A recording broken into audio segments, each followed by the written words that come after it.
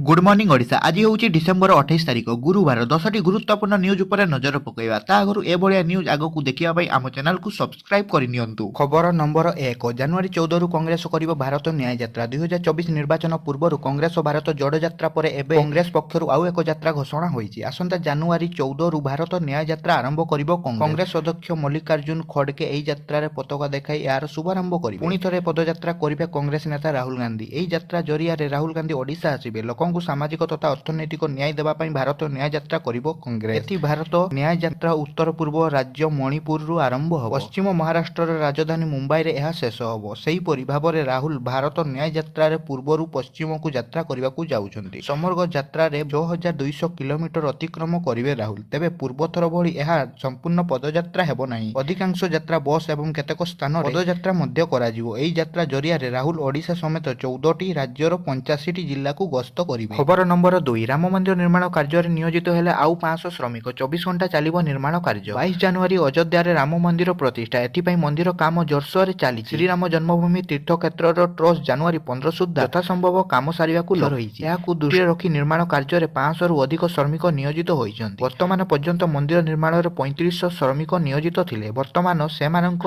संख्या 4000 को वृद्धि करा जाय। अद्यावधि श्रमिक माननकु दुईटी शिफ्ट रे 8 घंटा पई ड्यूटी रे रखा जायतिला। वर्तमान निर्माण कार्य 3टी शिफ्ट रे चलीछि यथा 24 घंटा। श्रीराम जन्मभूमि तीर्थ क्षेत्र ट्रस्ट रो सदस्य डॉक्टर अनिल मिश्र कहिसंति जे जनवरी 15 सुद्धा मंदिर रो सर्वाधिक कार्य शेष करबा को योजना रही। खबर नंबर 3 यूट्यूब रे 2 कोटी सब्सक्राइबर विश्वर नंबर 1 लोकप्रिय नेता मोदी। प्रधानमंत्री नरेंद्र मोदी को सोशल मीडिया फैन फॉलोइंग दिन को दिन बढ़िबारे लागि। अन्यतम सोशल मीडिया यूट्यूब रे मोदी 2 कोटी सब्सक्राइबर उपलब्धि हासिल करिसंति। एति सह से विश्वर नंबर 1 बा सर्वाधिक लोकप्रिय नेता साजी। तांकर वीडियो गुडी को यूट्यूब रे प्राय 450 कोटी थर देखा जाइतिबा बेले सब्सक्राइबर वीडियो व्यू एवं राजनैतिक नेता मानक द्वारा यूट्यूब रे पोस्ट करा जाइतिबा वीडियो गुडी को गुणवत्ता मामला रे सबुठारे आगरे रही। प्रकाश 2007 रे निजर एक यूट्यूब चैनल खोलिथिले। सेतेबेले से गुजरात रो मुख्यमंत्री भाबे दायित्व निर्वाह कर परे एथिरे से निज मुख्यमंत्री कार्यकारिता कालर किछि वीडियो अपलोड करथिले जाहाकु लोके बेस पसंद करथिले। किंतु समयक्रमे जेतेबेले मोदी देशर प्रधानमंत्री हेले सेतेबेले यूट्यूब रे तांकर वीडियो संख्या बढ़िबा देखिबाकू मिलिथिला। खबर नंबर 4 राज्यर पुणी चिन्हट हेले 2 जण कोरोना संक्रमित। कोरोना नुआ सब वेरिएंट JN.1 को नहीं देश में आशंका बढ़िबारे लागिथिबा बेले या मध्य रे भाइरस ओडिशा पई सतर्क घंटी सदृश्य होई। या मध्य रे राज्यर पुणी 2 जण कोरोना संक्रमित चिन्हट होइछन्ति। साहक मध्य रे राज्य रे 5 जण संक्रमित चिन्हट होइछन्ति। फल रे मोट सक्रिय आक्रांत संख्या 5 रे पहुंचीथिबा बेले राज्यवासी एई नै सचेतन रहिबार आवश्यकता रही। खबर नंबर 5 इस्राएल दूतावास निकट रे विस्फोरण घटनार छानबीन करूची NIA। दिल्ली रे इस्राएल दूतावास निकट रे विस्फोरण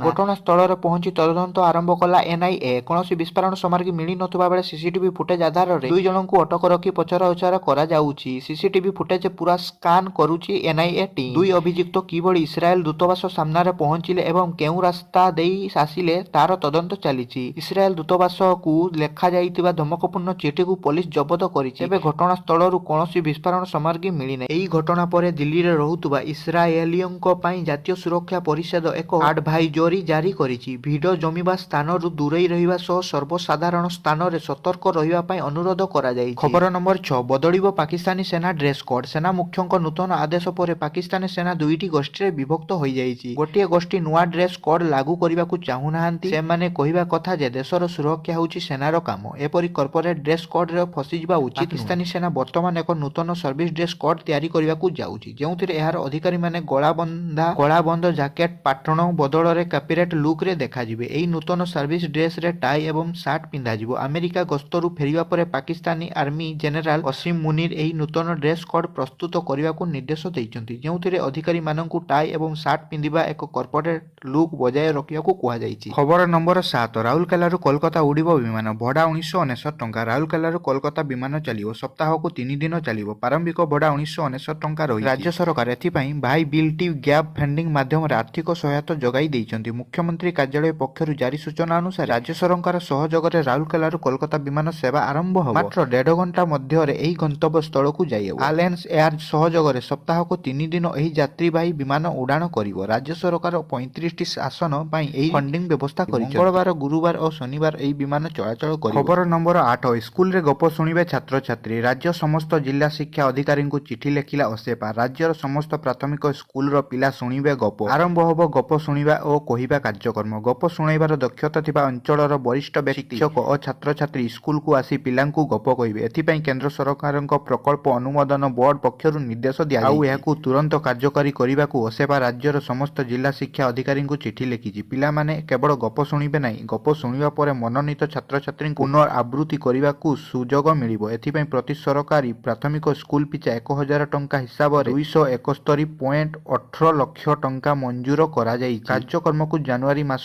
ପ୍ରଥମ ସପ୍ତାହ ସୁଦ୍ଧା ଶେଷ କରିବାକୁ ଲକ୍ଷ୍ୟ ରଖାଯାଇଛି। ଖବର ନମ୍ବର 9, ପ୍ରକାଶ ପାଇଲା ଓଜେଏସ୍ ରେଜଲ୍ଟ। ପ୍ରଥମ 8ଟି ସ୍ଥାନରେ କେବଳ ଝିଅ, ପଛରେ ପଡ଼ିଲେ ପୁଅ। ପ୍ରକାଶ ପାଇଲା ଓଡ଼ିଶା ଜୁଡିସିଆଲ ସର୍ଭିସ ରେଜଲ୍ଟ। ଏଥିରେ ସୁଶ୍ରୀତା ମିଶ୍ର ଟପର ହୋଇଥିବା ଦେଖିବାକୁ ମିଳିଛି।